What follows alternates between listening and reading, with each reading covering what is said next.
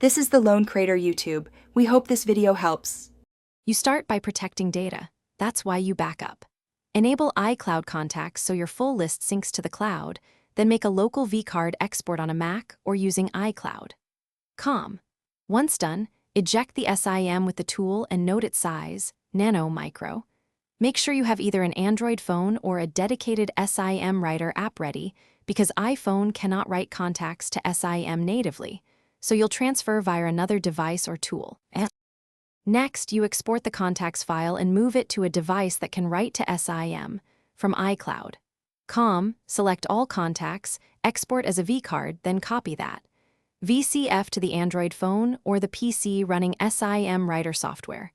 Once there, open contacts, import the VCF, and when prompted, choose the SIM as the destination. You must do this step carefully because SIM contact fields are limited, names, and a single number usually, so verify key entries before writing. Finally, write the contacts to the SIM from the Android device or writer app, selecting only the entries you need to conserve SIM space. When the write finishes, power down, reinsert the SIM into your iPhone, and open contacts to confirm the import. If names or numbers are missing, make sure the SIM has free slots, and remember SIMs often store only one number per contact. If problems persist, copy fewer contacts and try again, or use a dedicated SIM reader. This solves most write or capacity errors. Thanks for watching. Consider subscribing if we helped you.